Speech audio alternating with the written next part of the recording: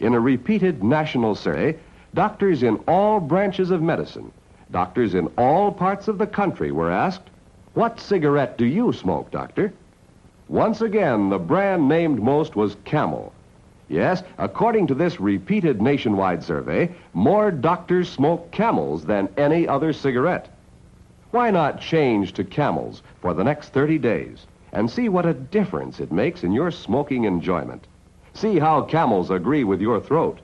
See how mild and good tasting a cigarette can be. Now, here's a little story I got to tell. Here we are. We've got something new on the plate with episode number 48. This is Giants Amongst Us, where we share in the unique human experience, and this is where you're going to hear real stories that are told by real people just like yourself. If this is your first time tuning in, kick your feet up. Please do stay a while. What we do here is we talk story. We share connections with people from all walks of life that have been through struggle. They've been through challenges, setbacks, and they talk about ways they were able to create changes in their life. What changed? How it changed? So it looks different. It sounds different. It feels different for everybody because, like mentioned, this is a unique human experience. This isn't a one-size-fits-all, but you're going to hear about people who at one point in their life, they decided to start taking accountability and responsibility for their life's experiences. And what these stories are meant to do is to remind you right now, if you're in a dark spot, if you've slipped up once, twice, 3 times, and your confidence is crushed, your self-esteem is broken, you feel hopeless, you feel helpless, these are reminders from people just like you who have been through maybe not the exact same thing that you've been through, but they've had their dark winters, their trials and tribulations, and were able to come out of it. And so are you. You're no different. So let these stories remind you, inspire you, encourage you that your life has value, that your life has meaning, and you are worth the effort.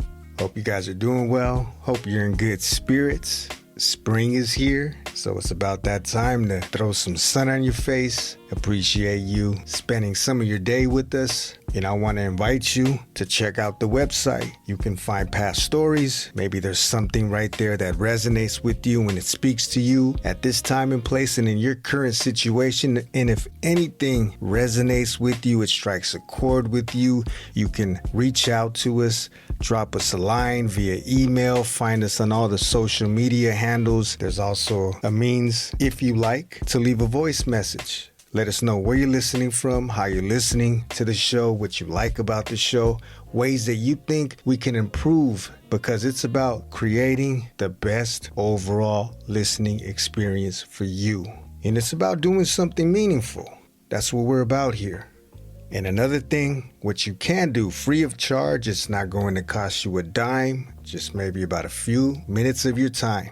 One way that you can support the show is by leaving a review or a rating. And what that's going to do is 2 things. One, it's going to help these stories reach the ears of new listeners. And another thing that it'll do is it'll help us on the back end create, like I said, a meaningful, valuable, and wonderful listening experience. So with that out of the way, let's get into it. Today, Jessi joins us, and she's got a story to tell.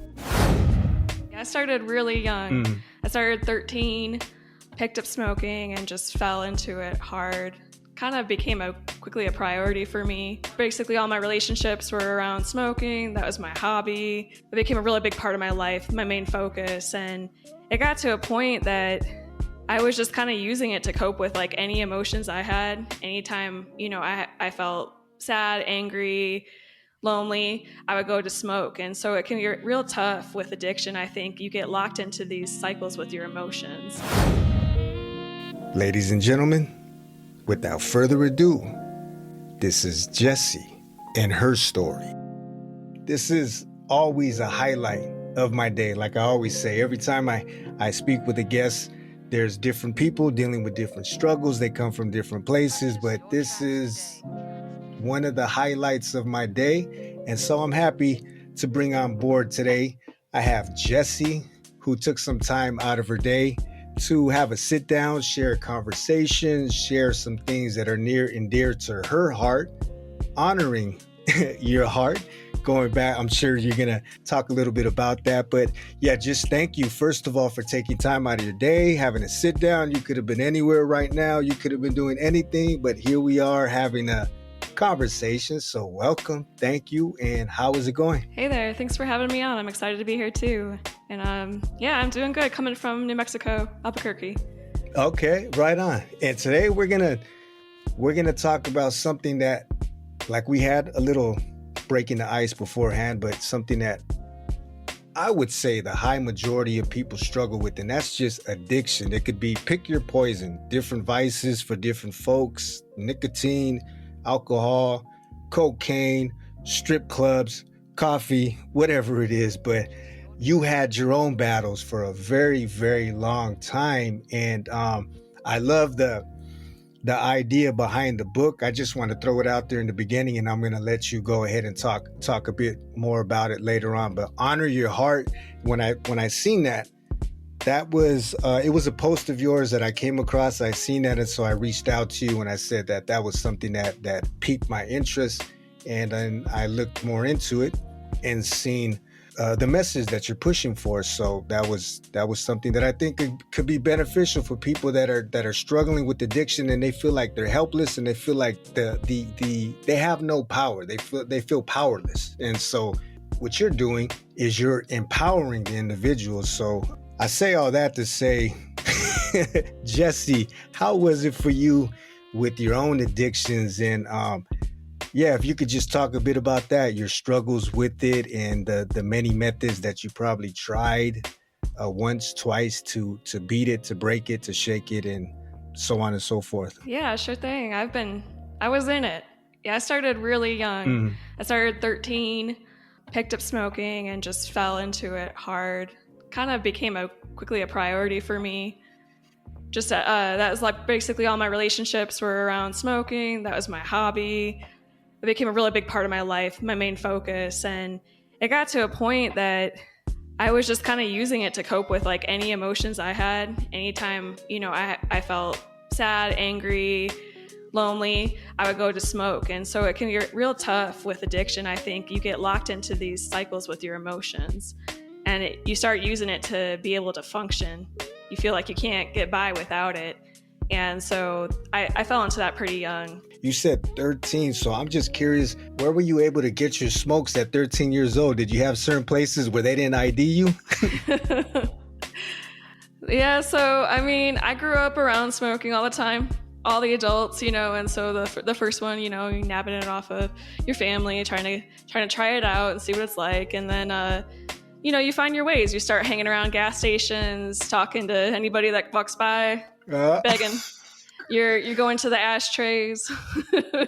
Unfortunately, I got a paper route so I could make my cigarette money, because when I started smoking, it was only $4 a pack.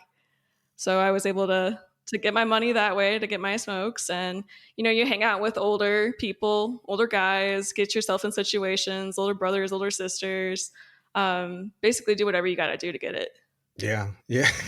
I know what that is when you're outside trying to catch somebody who looks of age, and they say, "Hey, could you buy me a pack of smokes and I'll give you $2 extra or something to keep the change." Yep. Yeah. If there's a will, there's a way. So I was able to do that. And then as I got a little bit older, could drive, moved out to California, and they have these things called dairies, and you drive through and you just get what you want. And so those were working for me to get in a high school there. So. And then in California, I don't know if this is a statewide thing, but they eventually changed it to 21. So I was able to smoke when I was 18 there. But like when I got into my 20s, the people were able to smoke. All of a sudden they couldn't. They were 18 and then they took it away. So they had to go back to begging. Kind of wild. Yeah, that's what I thought. I thought it was. I was gonna say worldwide, but nationwide, 18, right? The limit, or is it younger or older in some It states? was, but they changed it in California at least. They made it 21. Oh, is that So, right? Okay, wow, that must have happened after I left because okay, I've been away for 6 years now, and that's where I'm originally from, and I always thought it was. Yeah, I didn't know they had changed the law. yeah, I think it was like around 2016, 17, somewhere there. So, Oh, wow, okay. So you were at a very early age, you were smoking and joking, and my goodness, did that eventually, they say there's always a gateway. Usually they say it's marijuana. Marijuana is the gateway to bigger and better things, if you want to call it that. But for you, did that eventually lead to other things? yeah, I picked up smoking weed shortly after that and was smoking that daily. Got into drinking, and I always think that alcohol is kind of the gateway drug, honestly, because I never said no to anything when I was drinking. So, uh, yeah, I mean, those were my three main things. I got hooked on them all together. I kept trying to play these games where it's like, oh, I'll only smoke when I drink, and end up drinking more. Oh, I won't smoke cigarettes. I'll just smoke pot, and try playing all these games with them. But I always ended up just coming back. So ultimately, when I was able to quit, I quit all three together because I couldn't do that moderation game and balance it with it. So, but yeah, it took a long time to get there. I, like you said, like kind of the things I went through trying to quit is, it took me a long time to even want to quit because I thought I was having fun, but like, after 5 years or so, I'm like, okay, I'm starting to see real effects here. And let me just, put this down and move on with my life. And then I realized, oh, I can't. I need this to function. I don't know how to cope with stress. I don't know how to make friends. I don't know how to relax and be myself without this. And those are the kind of stories I would tell myself. And so that I felt like I really needed it. And every time I would try to go without, I'd end up crawling back to it. So I did that for a real long time. And then, things got worse before they got better. Of course, I went on to be an adult, went to college, and there's a big drinking culture there if you're willing to to get into it. I believe it. Yep. And so that was like really tough for me. I was a science major. And so all this time I had been doing really well in school, by the way, too. So it's like, people have this like image in their head. They're like, oh, if you're smoking weed, then you're lazy and you're not smart, all that kind of things. But I was actually excelling really well at school. I kind of got into this cycle where I would work really hard and put all this pressure on myself and do perfect and when I get those A's and pass the tests and get all the approval, and then I would go really hard on myself with the partying. Like it was like a big pendulum. I was just going from one extreme to the other. Like I'm going to be perfect, and then now I'm going to screw it all. I'm going to go crazy. So you had the mentality of it was more of a celebratory thing. You weren't doing it before. You were waiting until, okay, I'll just hold off on it until I do this, and this, and then I'm going to go ahead and celebrate and pat myself on the back. A little bit of that. I mean, with the cigarettes, like I'm just puffing on them the whole time I'm working. The harder I work, the more I smoke cigarettes, for sure. Mm-hmm. Cigarettes were always there. That's like the main backdrop. So how many packs were you going? Would you go through like a whole pack in a day? Were you smoking that much? No, I was always at a half pack. Always a half pack. Except parties, that's a different story. I'm smoking them all until I run out. So, but mostly like I was at a half pack. Right. It was definitely your go-to throughout the day, and then that carried on for years, right? You started at 13, and with the nicotine, you went all the way into your adult years and mid-20s, late 20s. Yeah, it was 30 was the big moment for me. I'm okay, I attained 30. I'm done with all that. I mean, it was maybe a little bit before then. I didn't count days. I didn't find that was helpful for me. So I actually don't have an exact date. I know some people are wild with the days, and even with nicotine, they'll count how many days it's been, 700 days. Like I just wanted to move forward and let that go. So it was a lot easier for me when I didn't count days.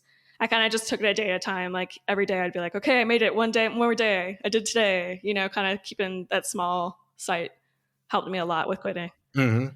I think you were you had, because you were talking about, sorry, I kind of threw you off a little bit because you were talking about college and with your studies, you were doing real good in studies, but then you would go ahead and get a little wild after you aced the test, or you did whatever you had to do as far as projects or assignments and everything. And I kind of jumped in and asked you some question, but you were carrying on about that. Yeah, so I was talking about the science. So there you go. Yeah, that I got really depressed about that kind of stuff. I thought that life was kind of meaningless. I got kind of caught in this Darwinism mindset where it's like, hey, we're all just here by accident. Nothing really means anything and nobody's connected. And if you can't see it, if you can't measure it, then it's not real. And it's all about competition and survival of the fittest. And that put me in a real dark place, a real dark mindset, because I felt like I had nothing to offer and I didn't really see the point in life. And so that was like holding me big time with addiction, because I didn't see any reason to not do what feels good right now, because we're not going anywhere. I really, honestly, when I look back, it's like I didn't really care if I lived or died at that point. Let's just see what happens. It's all an experiment kind of thing. So that really was rough for me. That was on account of your studies, learning about science, and then filtering the way you've seen your worldview, your perspective on life. Yeah, and the environmentalism stuff can be, man, it can really drag you down when you look and you see what's happening to the world and seeing how there's nothing you can do about it, no matter how many numbers you get. People haven't stopped polluting or, hurting the animals and hurting nature. And, you know, I had one professor that told us, he's like, if you want to have kids, don't, because they're not going to have a future worth living in. I mean, that's kind of, oh my God, messages we were getting. Yeah. What does that do for somebody? So it makes you give up. But did you, like, when you're in college, you're learning all of this. This is what you're being fed every time you're sitting in class and listening to the professor talk. Was there something inside of you at any time feeling as if I think there's something different, and I think there's something more to it? Like, you had a little internal battle to where you were hearing this, but you were feeling and hoping, maybe just hoping, that there was something more to it than what you're being told. Yeah, I mean, I've had a pretty good sense of intuition my whole life, but I would always fight it. So something, I mean, honestly, when he says that, it makes me want to laugh. I guess maybe sometimes you laugh so you don't cry, but it's like, that's extreme, that's dramatic, that can't be where it's all at. But, when you're looking at the numbers, it looks bad. And, they have the models. Who knows how those models are right? Like, science has become a dogma. It's not about having an open mind, having imagination and testing things, from a distance just to see what happens, or coming up with new ideas. It's about proving what we want to, the narrative we want to. And so those models are very limited, but people act like this is it. This is the future. This city is going to be below sea level, and all these things, like we know what's going to happen. But I think that's a little bit egotistical in my opinion now. But I got really lucky. Later on, I was like listening to a guy talk on the radio. His name is Michael Mead. And he was like telling stories and talking about words and what they meant. And it sounded really interesting. And so I went to go check him out. And I thought it was going to be like an academic lecture. So I was like, okay, I'm going to go here. I'm going to learn something cool. And it was completely transformative for me. We came in, we sang a song. He played drums. He told myths. He told me that I had a purpose, that I had a soul, and used these ancient stories and ancient knowledge to frame that context. And it just hit, like you said, that feeling that you get, it hit me right in the heart. I felt like this is true, this is right. And, maybe there's something more than just this surface level, working hard, paying bills, competing, tearing everybody apart. Maybe there's something here that I could feel in the room, that people are connected and that we're meant to share our gifts with each other and help each other. And so that kind of like cracked me open a little bit to maybe being more open-minded about something else, because I had bad experience with religion. And so I knew that wasn't going to work for me, but this felt different. It just felt like it was right for me, and that it's been true all along. This is like old ancient stuff, these stories. It's really, really cool. So I started looking into the myths and reading more about it and seeing my life a lot differently. And that started motivating me to really work on the addiction stuff. And then meanwhile, things were getting worse for me physically. I was getting like gum disease. I was feeling sick, really low energy, like, my hair, my skin, everything was kind of coming to a head with that. Like I was about to lose my teeth. I was having surgeries and Wow. it was getting real, real bad. And so I'm like, okay, I got to actually try this more than I have been. And so I kept trying to quit, but it wasn't easy. So I would go, a few days, a few weeks, sometimes a few months, but I would always end up going back. And so I started just being really curious, like, what is this? Well, how do this little pack of cigarettes have such a hold on me that I feel like I need it? That's the kind of thoughts I would have. I started paying attention to the thoughts.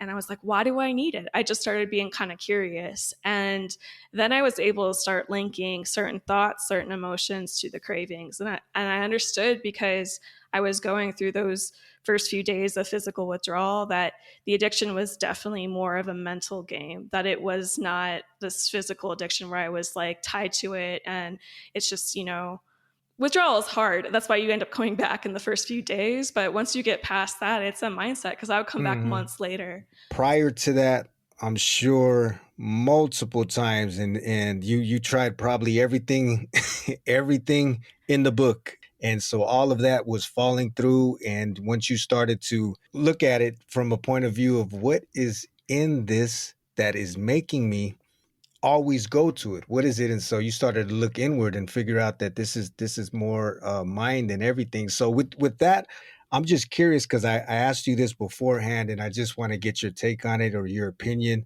being that you've struggled with addiction and you found what's worked for you, and you're still nicotine free, alcohol free, I would say, since then. So how do you feel about when people call addiction a disease rather than a learned behavior? Yeah, I think that's a common thing because of the science. Like I said, we have the science informing us. Trust the science. Yeah. How dare you question it? And see, it is like science has became the new religion, because how you mentioned before, at once upon a time, you measure things, you can challenge it. If something comes up that is through measurement, through observation, if something comes up and it counters that, then you have a new maybe a hypothesis, or you have a new conclusion until something else comes up. But they made it to the point now where it is just drawn in the sand, and how dare you question it? How dare you wipe it clear? This is what the science says. And if you question it, it's almost like you hear the preacher saying, if you question my teaching or this doctrine or this book, you're questioning God. How dare you? Yeah, and the doctors are the new preachers. There you go. Wow. So they're telling you, this is a stupid choice. Why would you do this? They use fear. They use shame. You're going to get cancer. This is terrible for your health. Why are you doing this? Take this pill, take this patch. That's going to make it better. They treat the smoking as the problem, and that if you just get rid of the smoking, then you're all good. But like I said, I was coming back months later.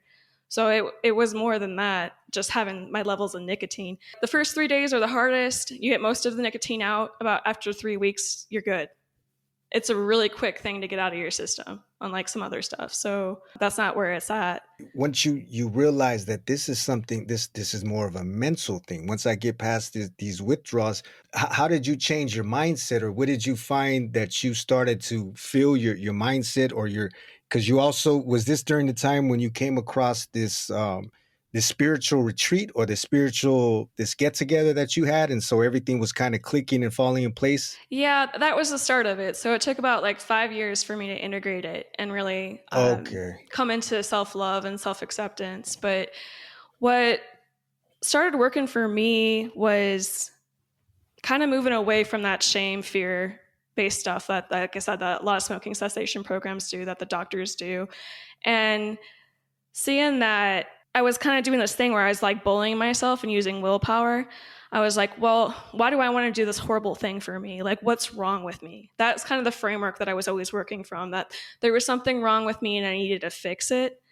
And instead of doing that, I just started looking at it differently. I was asking myself, what do I think I'm getting out of this? And really paying close attention to that, thinking, I must be getting some kind of benefit or I wouldn't keep coming back. So I was thinking like, oh, this is a stress relief for me. This helps me focus. This helps me connect to people. This helps me be more relaxed and more likable. Those were the kind of things that were really there underneath the surface. It wasn't that I was stupid. It was that I really thought I was getting some benefits out of it. And then I started to test those benefits. So a lot of people, they go back to smoking. It doesn't feel great. You feel like you failed. You're disappointed. You feel like you're helpless, that you're just doomed to do this. But I started using those going back moments to actually test the thing that I wanted. I'm like, I can't handle this stress. Let me smoke and see if that helps. And then I would smoke and I'm like, I'm still stressed. It didn't do what I thought it would do. And so that's how I was able to start chipping those beliefs, and where I was putting the smoking up on a pedestal, that it would somehow fix my problems and make my life better. I think a lot of people can, if they were to allow themselves to get honest, to get quiet, and to, like, you experiment. This is the science part of it. You're observing, you're recording, you're measuring. Okay, what are the benefits and what am I getting out of it? Let's see. Let's observe. Let's go through it and see if it's actually something that is beneficial or not. And then you start just weighing out the pros and the cons. And like you said, you went back to it and you were still stressed. So what is it really doing for me? Yeah, and then I was also able to link the thoughts I was having about myself and the emotions I was having to cravings as well. So I was able to see what was the thing that kind of like led me to that. And a lot of the stress was coming from the way I was talking to myself, the negative self-talk, where I would tell myself things that, you're not good enough, no one likes you, you need to work harder. Just like this really crazy drill sergeant bully kind of mentality that I was using, that was working well for me in the competitive environment, in school, in work, but was actually making me turn against myself and not have respect and love for myself.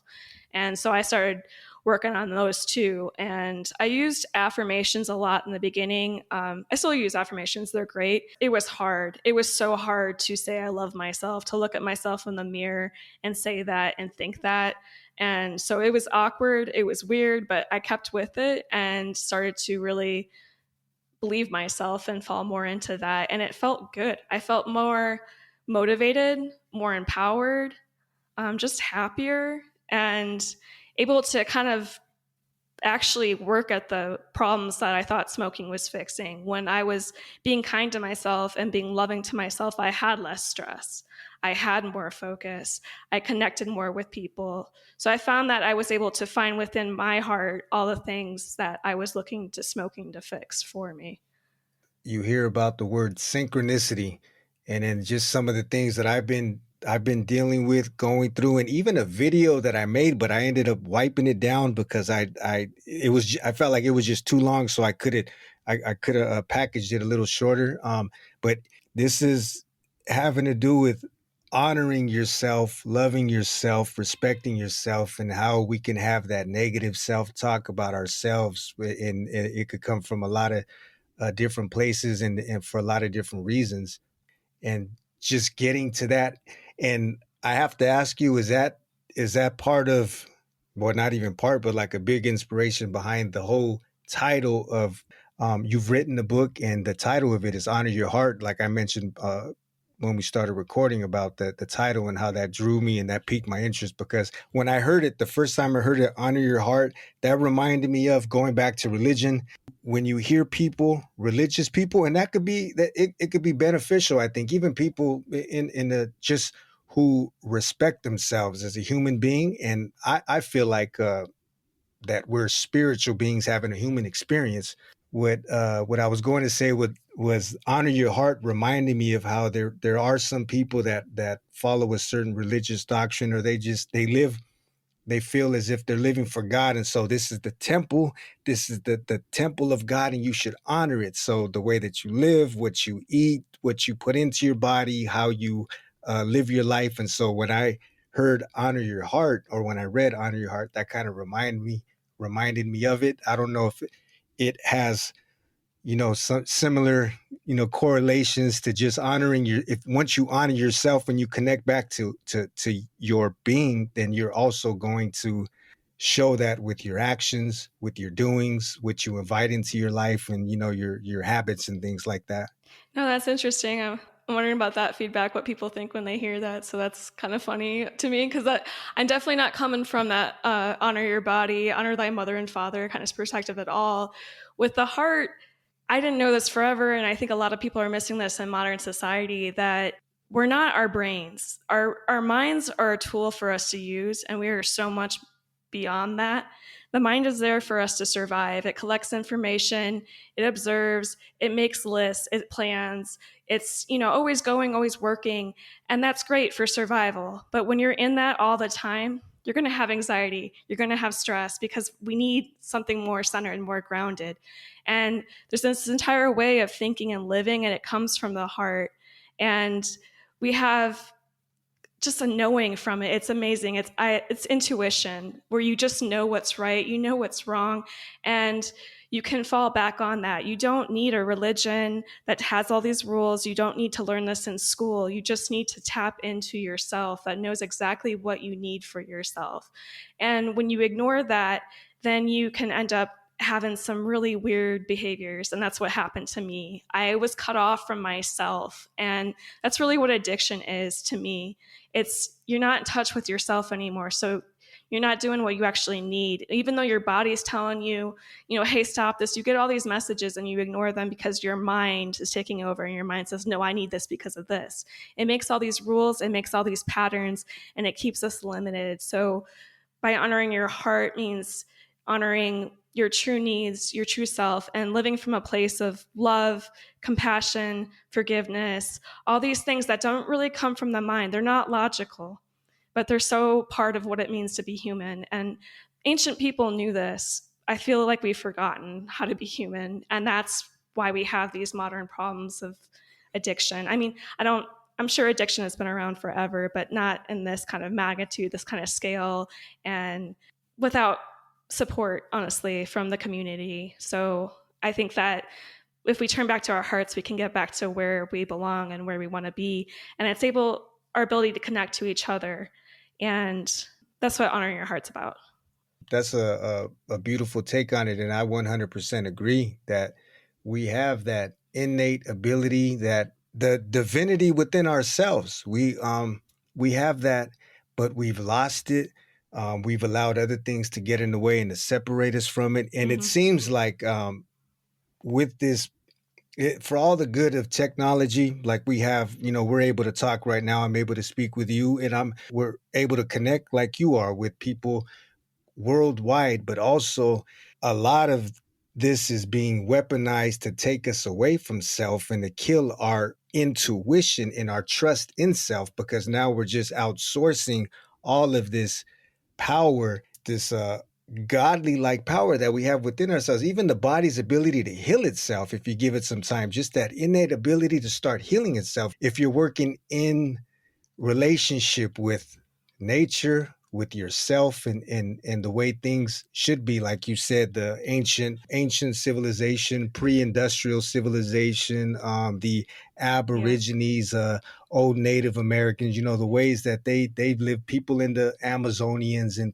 they understand that. And I think a lot of people now are seeing that, and they're exploring it, they're experimenting with it, and they're realizing it, they're experiencing it in their own lives. And I like that message with getting back to self. And I feel like we can app ourselves to death, or we can app ourselves out of knowing who we are, because now we're instead of just getting back to ourself, getting back to source, we need an app for this, or we need an app to tell us this, or when to sleep, when to start moving, or, everything is just being outsourced. Yeah. So overwhelming, so loud, so confusing. And so it's not any shortcoming that we get disconnected. It's easy to. And I have to bring myself back because, I'll get lost. I've heard, so I like to look into like Buddhism ideas. They're really, really neat and really helpful to me. And so there's that idea of the monkey mind. And the monkey mind is like you're just swinging from thought to thought. You don't stay still. You're always planning. You're always making lists. You're always doing, goals, accomplishments, and checking things off and judging things. And that I feel like it just makes me crazy. And that's why I would smoke. I can't handle this. But once I was able to kind of let go of those things and understand that I really wasn't even my thoughts, and that I can kind of use my thoughts just to align with things that feel good and feel right, but it's not who I am. And it's easier to get detached from that kind of stuff and just kind of let it go, or just be curious. I really like that place of curiosity. Like, oh, that's interesting. Like, is that true? And kind of just being more open-minded to things. And it's just helped me feel a lot better and have more joy, have more peace. So once that started to, well, you said it took about 5 years for you to finally integrate it. So it was a process. It was a process of you going through what you were going through mentally, spiritually, to start to realize that I'm more than my thoughts, and just turning that direction inwards, and getting back in touch with yourself, learning how to love yourself again, how the affirmations, that brings up something that I was always curious about, because I've tried this. I'm more open to it now these days, but this is something that I do like after what I've started to do, and it's been about, well, I'm counting it now. I'm like counting the days. It's 31 days where I've been doing breath work religiously every day. And so this has been with my own struggles with the alcohol, because I've dropped a lot of well, pretty much all of the other toxic poisons in my life, but I still have that love and hate relationship where I would drink here and there, and you try to justify it. Oh, it's just on a weekend. It's not real. But with this breath work and me using this and practicing this, and just wanting to do it, and what it's done for me up until this point, every single day, that I don't Mm-hmm. even have a desire for alcohol. I don't have a urge for it. The weekend has passed more than a few times since my last drink, and I just feel like I can do better. I feel like I don't need it, so why pick up a bottle? Why? What I was going to say was the affirmations, because that's something that after my sessions, sometimes it'll be a quiet time where it's just a meditation, and that there would be affirmations that I would tell myself or repeat to myself. For you, how do you feel that works? Or because some people just feel like you just say it, and that is going to be your reality. And I've also heard people like you gave a reference in your book, and I mentioned it in an email, about Greg Braden. I think that's how you say his name. But he talks about, like, it is one thing to just say it, to repeat it, but you have to feel it deep down. And so when you feel it, whether you start to create these emotions and these chemicals inside of your body as if you already actually have it, you're already there, you're experiencing it. And so I just want to get your take on the whole affirmations thing, if you don't mind. Yeah, so I think that's great with the breath work. I actually just tried breath work for the first time a couple weeks ago, and oh my goodness, I quite the Oh, intense it's a reaction. game changer. Yeah, I had no idea. I had completely, I guess, downplayed it before I went in. I didn't know what I was Yeah. in for, so that was amazing. I'm definitely gonna be practicing more of that. And I feel like I really liked what you said there with, like, you just don't want to anymore, because I think that's what's really helpful too, is what are your real needs here, and how can you meet them in other ways other than self-destruction, which doesn't Mm. really meet them. It's an attempt to meet it. So it feels like you're meeting your needs now, and that's why you don't want it. So I think that's a really good place to look at addiction. Like, what do I really need, and how can I actually get what I need Hmm. here? But yeah, the affirmations, I think that when I started, I didn't believe it. And I kind of just had to get comfortable even saying it, because I had so much baggage with that, with the self love. I thought that it was selfish and conceited, and that it meant that, I was this, kind of jerk person. And so I had to like work through saying it, and practice saying it, and be open to, like, well, maybe it's not true, but maybe it could be true someday. And so that's honestly where I started. But then as I started to say it, and I started to live it, do things that made me feel good about myself, quit, because the biggest gain for me from quitting smoking, the doctors are going to list all these, like, oh, you got added 5 years to your life and all that kind of numbers stuff. But what really was for me was the confidence. And I got kind of addicted to that confidence, if you will. Like, I love the feeling that I had about myself when I wouldn't smoke. And so as I was going without smoking, I got more confident. I'm saying these self-love affirmations, and they started to feel more true, more attainable. Yeah, I was putting more feeling into it, and then it just kind of came true. I would have all sorts of affirmations, and now they're just like part of the way I think. I was able to change the way I think with these affirmations. So I would have a craving to smoke, and the first thought I would come to stop that is, and I knew it was true because of these experiments that I'd ran, but I would tell myself smoking doesn't help. And I just would do that every time. And that every time I would have a craving, I would say smoking doesn't help. And then the cravings get fewer and far between. And I went a very, very long time without a craving at all. But I actually had one recently, maybe a month ago. And it freaked me out because I was like, oh man, I thought I was over this. But I had a very distressful situation. I felt the walls closing in, and that wiring in my brain went, oh, I need a cigarette to feel better, to be okay with this. And the first thought I had was smoking doesn't help. And that helped bring me back. I was like, well, I'm not going to go out and smoke because of this. So affirmations can work for you in all sorts of ways like that. But I get what Greg's saying, and I believe that too, that it helps to, the phrase I've heard is treat and move your feet, because like spiritual mind treatment as a process that I've kind of went through for like manifesting and tried out. And the idea is that you can't just say something and, put it up to God and hope that it comes true. You're not just waiting around. You're trusting, but you're actually doing something in your life to make that possible, Action. to open it up, that possibility. And that's what I was doing with not smoking. I was saying I love myself, and then I was doing the work to show that, to prove that to myself, and it became true. So I think that's kind of how the manifesting works. I don't quite have it down, Pat.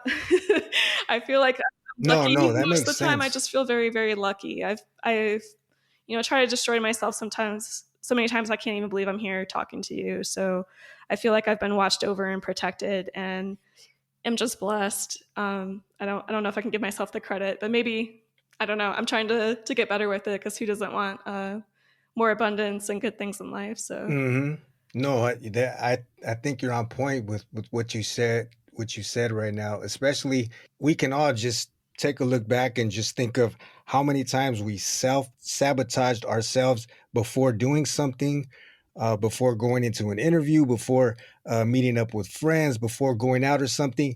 And lo and behold, in your mind, everything that you thought, your worst fear becomes a reality. You end up going, there's been a lot of times now, if you reverse it, and if you're doing the complete opposite, you're speaking yourself up, you're thinking of good things, you have a promise, you have a motivation, you have drive, you have something that is just a whole lot more promising that you're thinking of, that you're chewing on, that you're just completely feeding yourself psychologically, spiritually. You're feeling it deep down in your deep downs. And what happens is that creates opportunities, like you said. If you're moving in action, if you're acting upon it, if you're acting as if maybe you already have it, or you're acting to attain it, things start to open up. I mean, there's been a lot of times where, going back to intuition, where you feel like you're going against it. I can just relate something and it's still as if it happened yesterday. But when I had, let's see, was it my first or my second? I think it was my first, because I have two. This is many moons ago, but I had two DUIs, and I think it was my first one. And I remember that day I was telling myself, I don't need to go out today. And I just had a feeling and I just kept telling myself, why am I going? And I eventually went out, and we got together, we had some drinks, and I didn't want the night to end. And what ended up happening, I ended up getting pulled over. Thank goodness I didn't hurt anybody in the process. But that's just one example. I'm sure you have a lot of examples, and anybody thinking back, they have so many different examples of either us self-sabotaging ourselves before something happens in our mind mentally, and it ends up happening, and going against intuition when that's your gut, that's your heart, that's you telling you. It's that voice, and the more we ignore it, the more we put it down, the softer it gets. So we have to be careful of that. Yeah, and it can help us in the opposite way too. It's not all just danger and warnings, that it can actually lead you to something good. You're Right. like, I'm kind of scared to do this thing, but I feel like I should. I don't know why. And you go and you do it and good things happen. So it can pull you towards wonderful, amazing things too.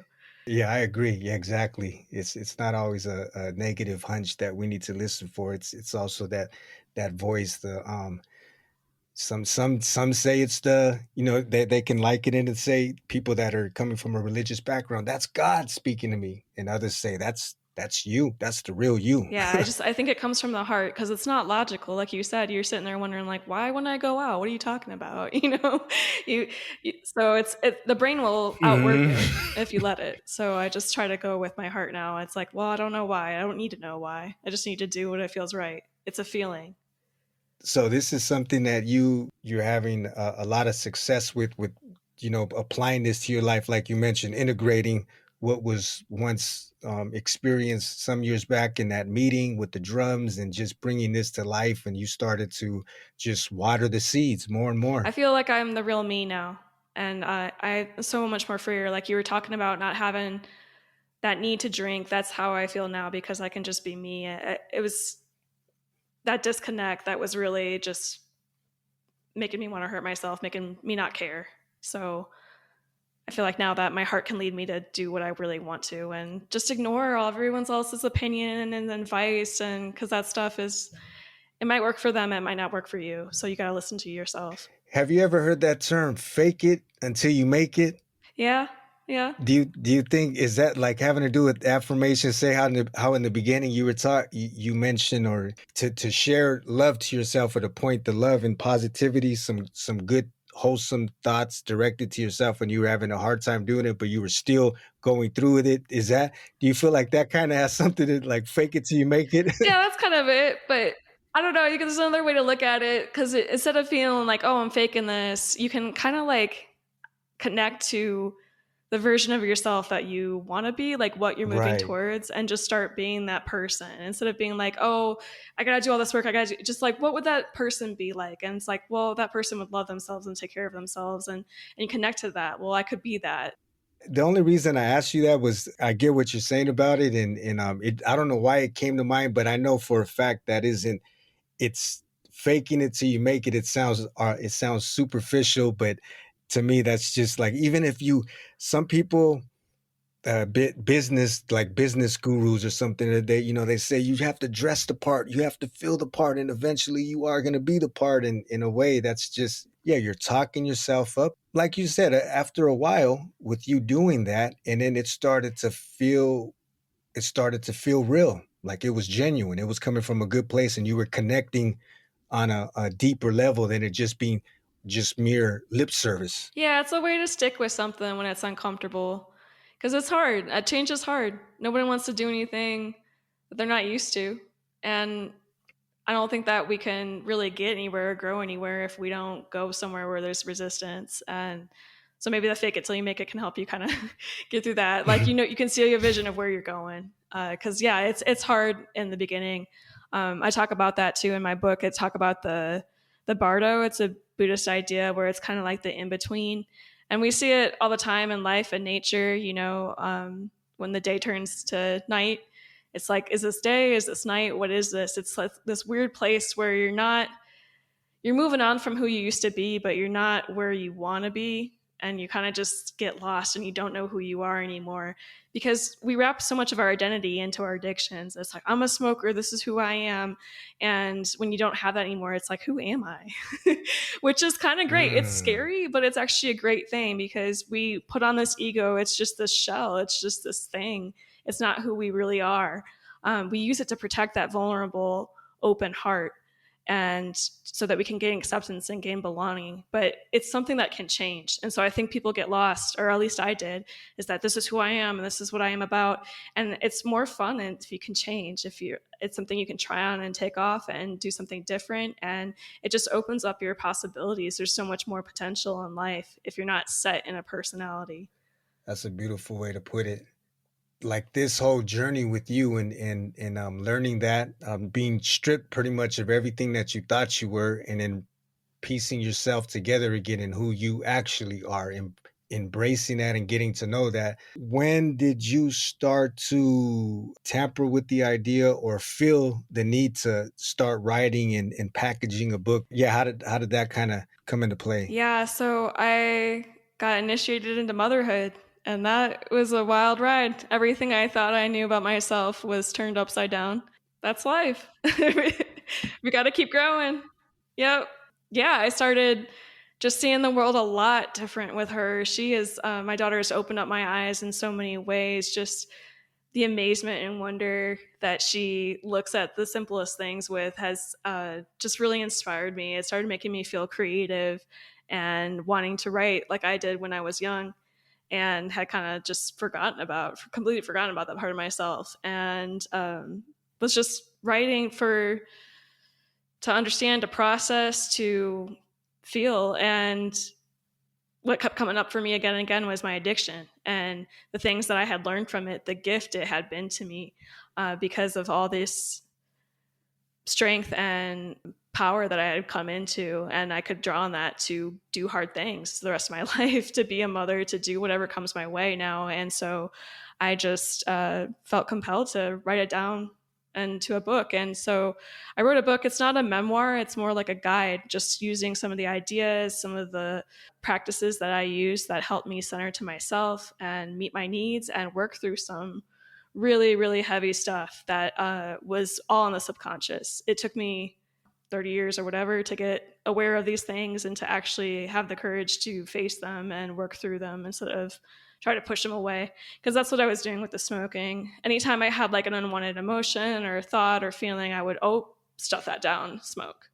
And so to stay stopped and keep going deeper with it, I had to work through some of that stuff. So it's going to be hard if you have limited awareness or you don't know what tools you can have to get through some of that stuff. I'm sure you know about that, go in that direction too.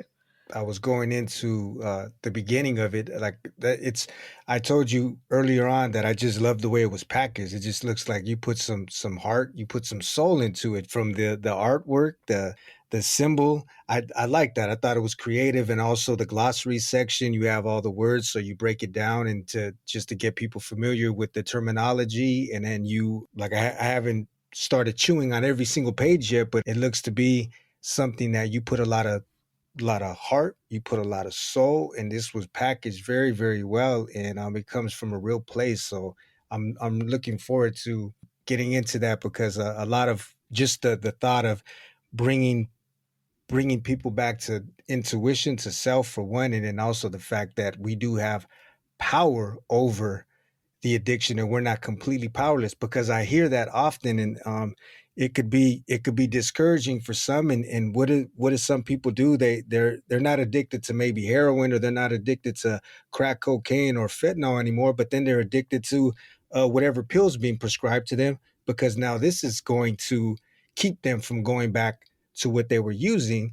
But it's just trading one substance for the next, so it's not really getting to the root of why you are constantly going back to this vice.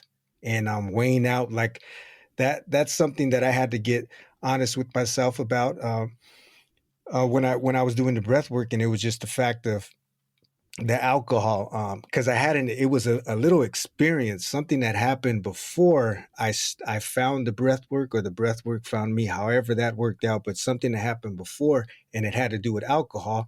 And then I had to get honest with myself and start taking note of what good have I gotten from it throughout all this time that I've been drinking, even if it's not like it once was. And then let me compare that to what all the negative net results that I've received. And I could still probably be writing this list out of everything that went wrong, went bad. But I'm not going to blame the alcohol, because I feel like that's a crutch. It was my choice, my decision to constantly go to it because I wanted it. Because that's something that it brings to mind, and I don't know how you feel about it. When people that are addicted, especially fentanyl right now is the huge thing. But you hear of people that are addicted, and they say they have all these reasons why they want to quit, but they can't. They feel like, and it may go back to how you said you once you get past the withdrawals, it's all a mental thing, but they feel as if it's a physical need and there's no way that they're able to overcome it. And that's just, I guess, going back to how you can feel powerless. You can feel as if this has a complete control over your life, but it's that physical part that a lot of people are not willing to face, confront, and get past. That's your body trying to talk to you. That's how I see withdrawal. Mm. I went cold turkey several times, like, so I got used to this kind of process, and it's like hitting a wall. You feel awful. You feel awful, and I use that to motivate me. I'm like, wow, this is really having an effect on my life. This is not okay. Because when you're caught in the cycle, you're like, oh, this is just normal. I just do this and my lungs hurt and I cough and, like you just accept these things. But when you start going through your withdrawals, you have to face the fact that, wow, I'm really in a lot of pain and doing damage from this. So I kind of use that as motivation for me. And to me, it's kind of like ripping off a Band-Aid too. Just don't you want to get it over with? With the patches, it just goes on forever. You're still, every time you put a patch on, you want to smoke. So why not just do it and get it done? That's the way I've looked at it. But whatever works for you works for you. But that's not the way that I wanted to do it. I wanted to be done. I wanted to move forward in my life and quit framing everything to smoking.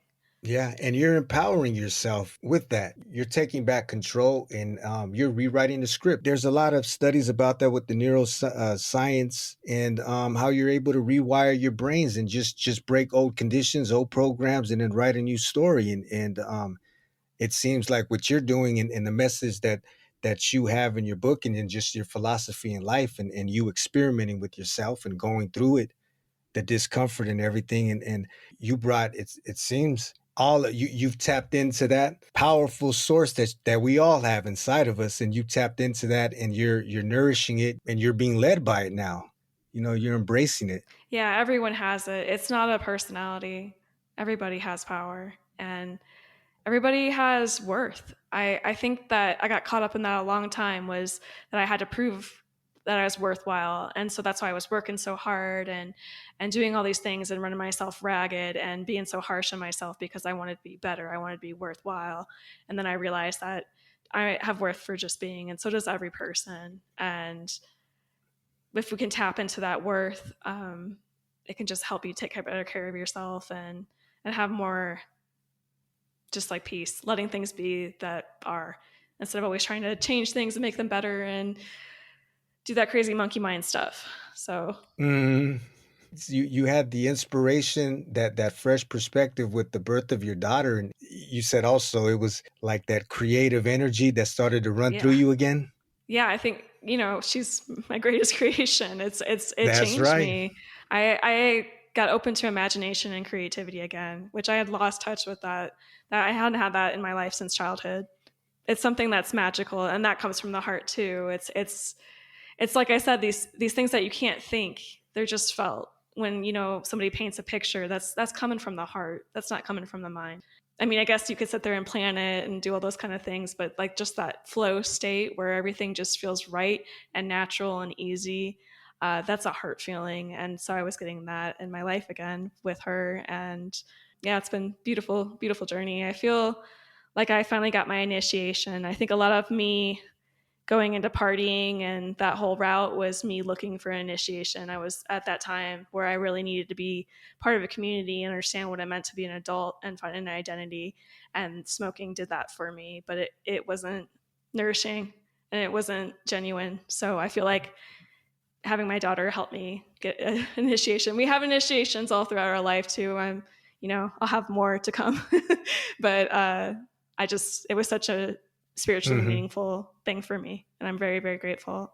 That's heartwarming to hear. I'll tell you that, just to hear that the love and appreciation that you have for your daughter and the respect and how you view it, because that is a creation. That's a masterpiece right there. And it's great to hear when parents, when they have that love, the love is there because as we know, I mean, children are our future. There's some going back to indigenous cultures and some ways of life, ancient ways of life, they view people and their actions and their behaviors with each other, with the world around them, that do it as if you're looking out for the next 7 generations. So when you have people that are really like for you, the love that you have for your daughter, and that's what we need more of, children growing up to be nourished, to have that support, to have that strength, to have that love, and eventually they're able to have the confidence to embrace who they are and deal with the world around them in a healthy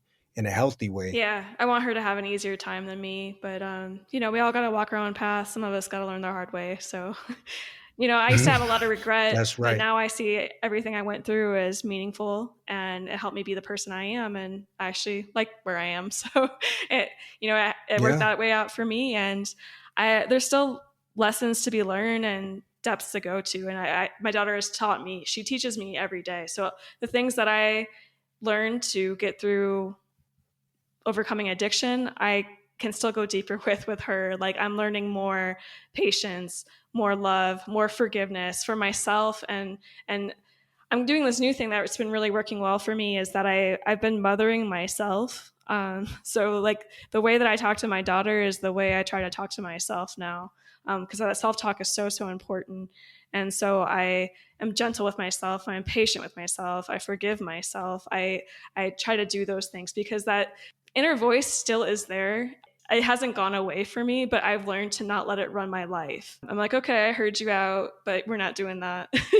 I'm not going to be, going crazy on the hamster wheel here trying to prove Mm. myself or get validation or all those things that I can hear that inner voice push me to do. And a way that's been helpful for me is to mother myself with that. Just, hey, take it slow. It's going to be okay. Proud of you. All those things. Hmm. So, No, that's a yeah, there's good. just more and more to learn. Like the things that I talk about with addiction, you can apply it to any part of your life, anything you're going through. It doesn't have to be just doing addiction. Hmm. Going back to that, I'm sure you have your own methods, what worked for you in Honor Your Heart, your book. I'd just like to know if there's one practical thing somebody can. I know you talked about it's a mental thing. I mean, you do have to want it, and it does, start with the individual, and they have to get real with themselves and get honest with themselves. But if there's one practical thing or something that if someone is like, I really, really want to cut this out, but I'm just not able to do it. Like if there's one nugget of advice or a gem you could drop for them right now. Yeah. So there's so many, just to pick one, but I would say be yourself. The most important thing is to be yourself, to find that authentic part of you, that the things that you really want and have joy in life, because I'm pretty sure that's more than just, smoking, drinking a beer. There's things that light you up, that add to your life, that you just light up. Those things that you had when you were a kid that are just magic, just get your blood pumping. You want to go. That's the kind of stuff that you want to tap into and reconnect with. And the way to get there is the first thing, the most important thing is to pay attention, self-awareness. You have to slow down. It's hard. It's not easy. Everything in, my culture here in US, it's like work hard, go fast, you need more. It's just like sensory overload. So you need to take some time and just quiet all that stuff out and say, what am I thinking? What am I really thinking? And so it just starts with being curious, asking why, and paying attention. And then that you might start to link some of those things. Those dark thoughts might come up to the surface, and then you can start dealing with that like I did. But yeah, it's easy to just go through life in autopilot. That's what the brain wants to do. It wants to simplify things and just keep doing the same thing, even if it kills you. So it's about like getting to know who you are and listening to the thoughts you're having and then questioning those thoughts. And then you can start to tap into imagination. Imagine what you want. Use that Mm. creativity. Like, what would my life look like if I didn't do this? Have that vision. But it's about being yourself, because that's like the hardest thing in life, I think.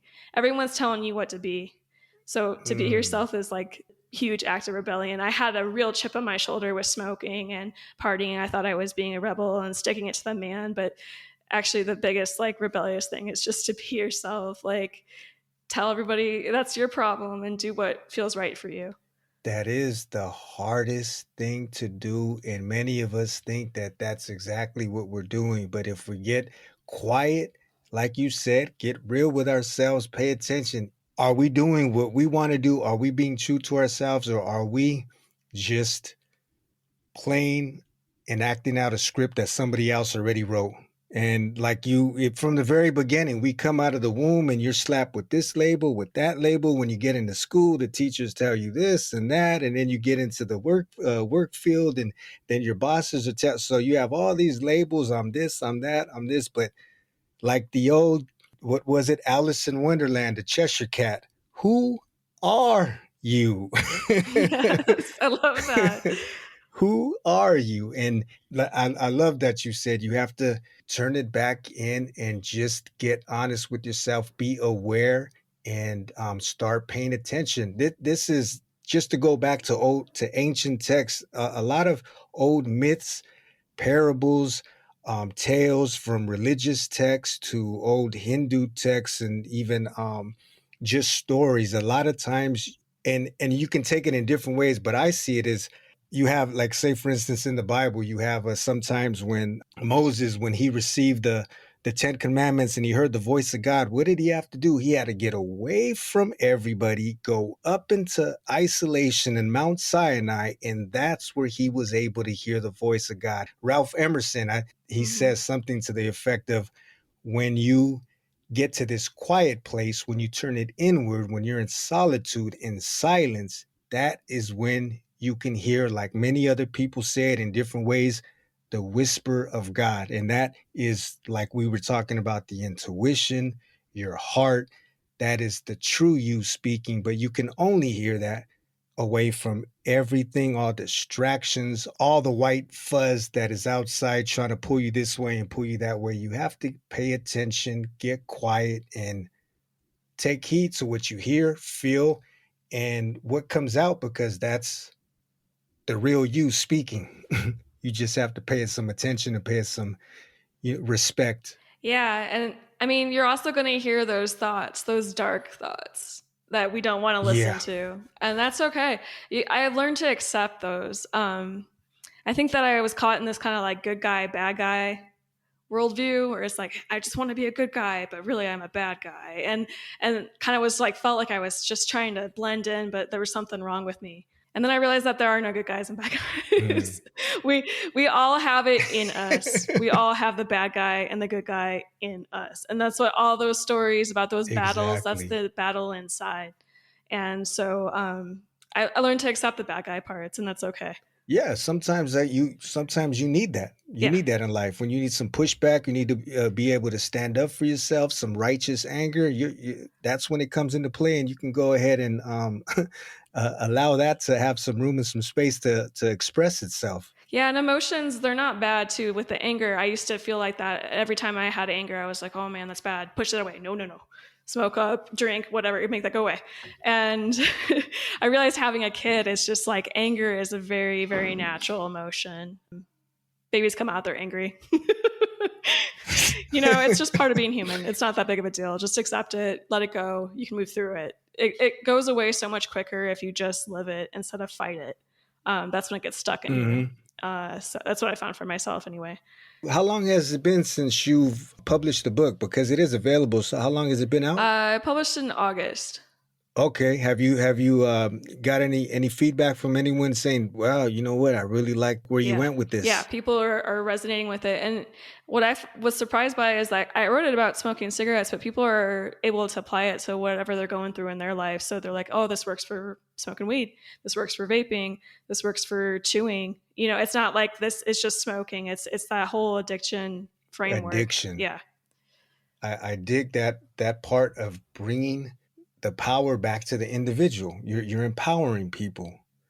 They do have a choice, and they can create new realities. They can create new experiences, and they can break old programs and conditions.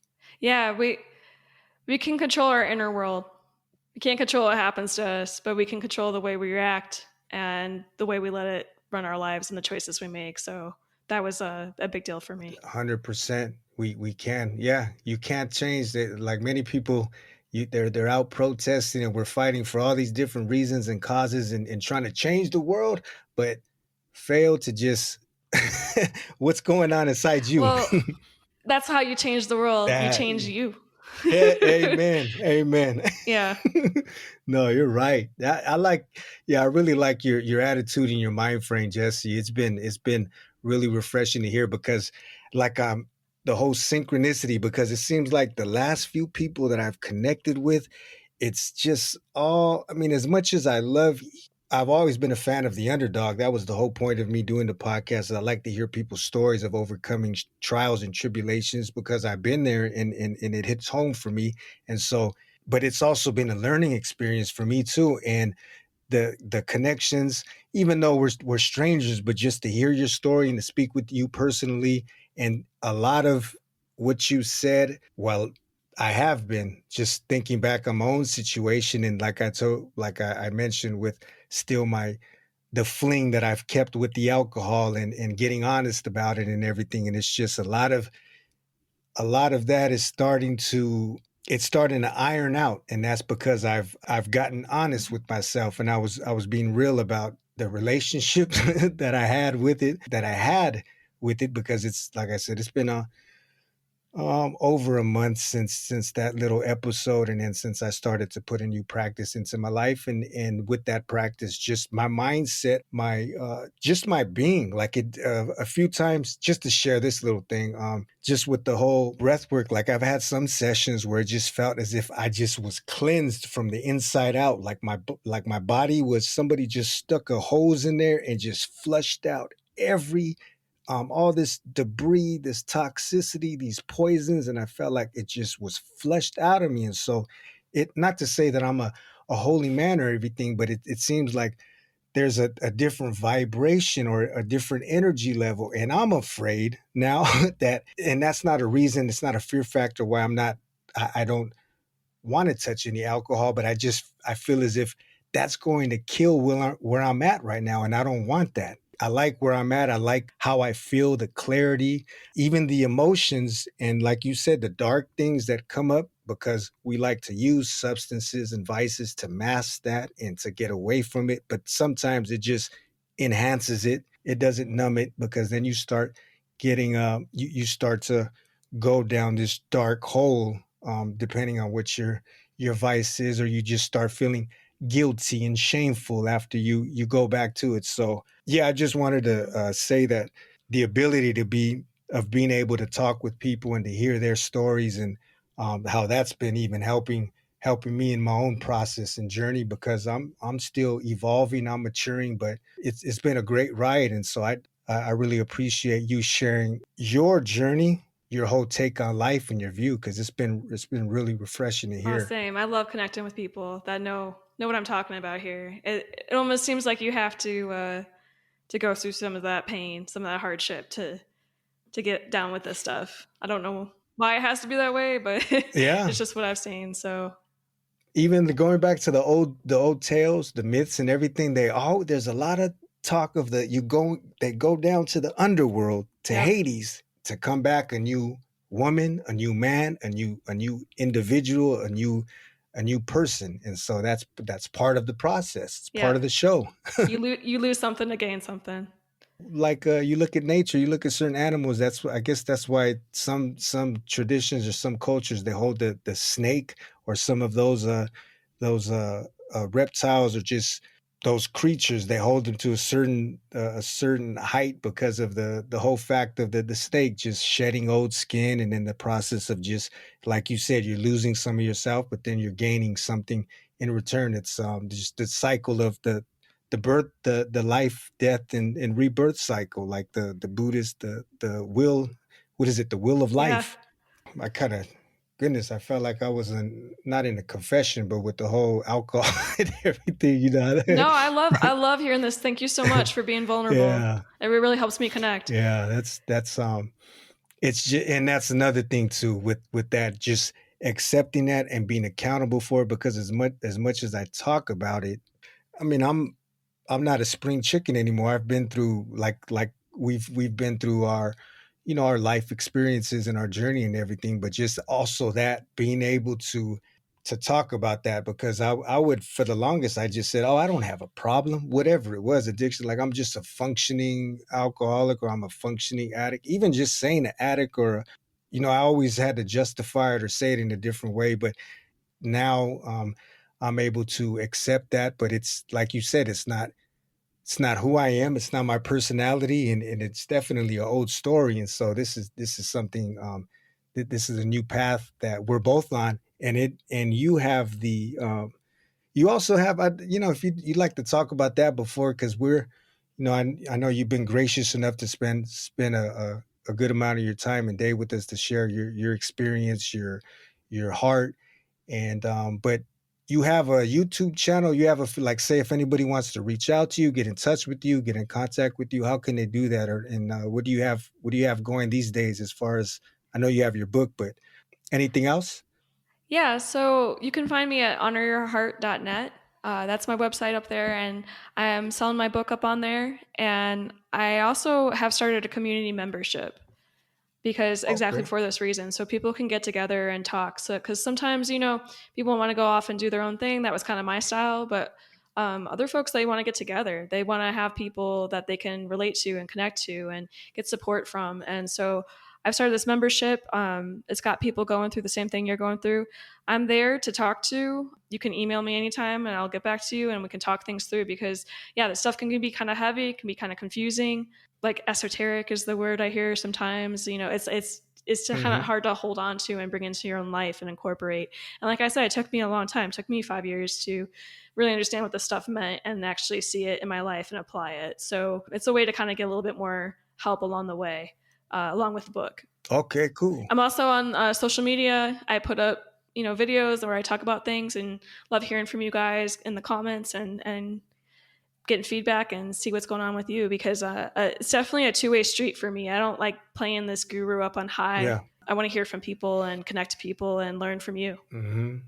Each one teach one. Yeah, I always say that it's a two-way street. If you have something to say or anything to add to it, it's all about keeping the lines of communication open, because once you do what some dogmas or religions do and say this is final and that's that, then there's no room to grow. It's just, that's a good way to It's just shut boring. off anything anything contradicting. That's not a good place to be. I was going to ask you about you mentioned the community.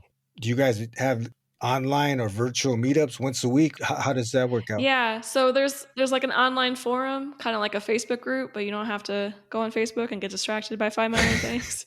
You can just go on there and talk to people about what you're going through with smoking and going through with the inner work. And then I got journal prompts to help you kind of sit with those thoughts, kind of question things, see what's going on, because journaling is a lot easier to be honest with. It's just kind of amazing. You write down, you're like, oh, I didn't even know I was thinking that. It's a way for you to kind of like consolidate what's going on in your head. And then we're going to do a live event every month, All right, so on. that we all get Okay. together and do a practice or listen to a story or a meditation, just a way to connect and anchor into some of the practices I line in the book, because they're kind of intimidating. I grew up in the Midwest. First time I did yoga or heard about yoga, I'm like, what in the world? It felt ridiculous to me, and it helped me so much. It's kind of hard to try these new weird things, but they can actually really help you reconnect with yourself and feel better. Be open to it. Yeah. And these are ancient practices. It's like you don't have to reinvent the wheel. These things, they've been around for millennia, and they haven't lost their value. It's good to see, though, a lot of that is being accepted and people are more and more open to it. I guess that just goes to show you where society is in general. We're looking for something, we're in need of something, Hmm. and what we have right now isn't cutting it. It's not filling the void. Yeah, we need the heart. Yeah, the heart. There you go. I like that. I really like that. The idea that, especially with your community, the honor your heart. Of course, I told you that from the beginning. I like the concept behind it, and then when you explained it, also that makes perfect sense. And I really resonated with the whole message of it, and the community with once a month online. So it'll be like where you all get people check in, and then you're just kind of like you said, somebody's leading a meditation or however it goes. You people are just connecting and building together. The links, your information, I'm going to include those in the show notes. And Jessi, I really appreciate your time, your words, your perspective on life, and I'm happy to hear that you're in a much better place, healthy, you're clear, you have a good inner dialogue with yourself, and then you're there, you have that beautiful bond with your daughter. That's really great to hear, and it's something that really refreshes my spirit. But if you have anything you'd like to leave off with, you said a lot, and I'm sure this is gonna help anybody who's coming across this. And it doesn't have to be a nicotine addiction, but just addiction in general and that whole mentality and mindset. But if you have any final words or anything you'd like to leave off with, feel free. Yeah, I think you've touched on it a few times. Just that it's kind of a hard thing to take responsibility for the way your life's looking. Sometimes it can be easier to blame people or, blame the disease, whatever have you, society, put all this outside of yourself. But when you're able to take that responsibility, you're not taking the blame, you're taking the power back. You're taking the ability to change, and you can actually just expand yourself, enrich your life. It just opens up things for you. So just a really nice thing to give yourself the choice so that you can choose something that you want for yourself. Awesome. You wrapped it up. Couldn't have did it any better. So we're going to leave off on that note. Thank you again so much for your time. All the best to you, to your daughter. I'd like to check out the community and see all of the good stuff that you have for people to just empower themselves and better themselves. So yeah, I appreciate your time. Thank you. Thank you. Take care. I hope you all enjoyed today's conversation. Honor Your Heart. That's a book from the heart and the soul and the experiences Jessi's accumulated over the years in dealing with her own addictions, her struggles, and countless failed attempts with trying to quit. It's a small book, but it packs a punch, and she shares the process in working to find the causes of an addiction, whatever it may be, and not just aimed at trying to treat the symptoms. So if you're in the fire right now, dealing with your own addictions, and like Jessi, tried everything from A to B, with trying to quit, trying to shake it, trying to break it, but you keep falling back, then I'd encourage you to check out what Jessi's put together. You can find her links and information in the show notes. And something I found really cool with what she's doing is including a few things along with the purchase of her book. So you're not just getting the book, she also has, and she talked about it during our conversation, an MP3 audio affirmations list, a playlist to help with your resolve to break your addiction, to change your mindset, and to help you along the way. There's affirmation cards to motivate and remind, plus support your change in attitude and new direction in life. You get access to live group sessions to walk you through the process described in her book. She even is including a 30-day free trial for the community membership that she spoke about at the very end. Sometimes we need that extra support from people who have walked those common grounds. You don't have to do it alone. There's power in numbers. So I thought it was worth mentioning because Jessi's message and all of the resources she's made available is something that I could get behind. For one, because I know what it's like to struggle with addiction. I've sat in the belly of the beast for a long time.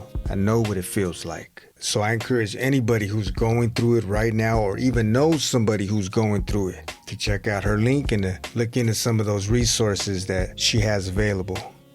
Jessi, keep on spreading that good word. All the best to you, your daughter, the rest of your family. You are a giant amongst us. Then a big thank you, as always, to everybody on the other end, wherever you're at, listening to us, however you listen to us. Appreciate you each and every time tuning in. If you ever want to get back to us, reach out to us, let us know what's on your mind. You know where to find us. You can check out the website. You can shoot us an email.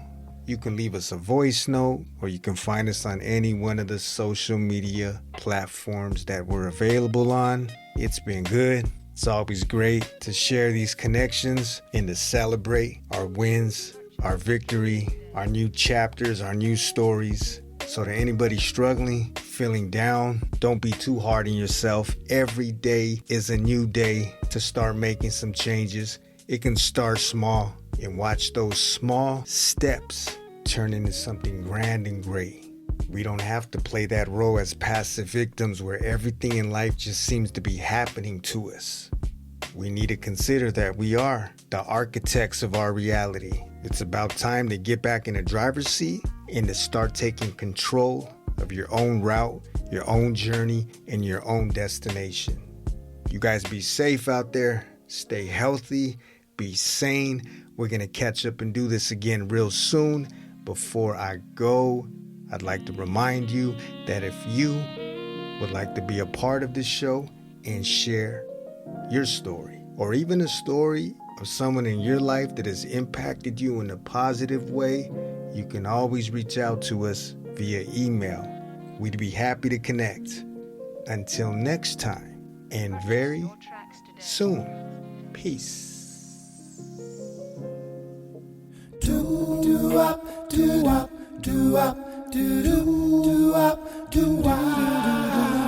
Looking for a sign to know I'm on the right road. Ain't seen no sign since Jericho.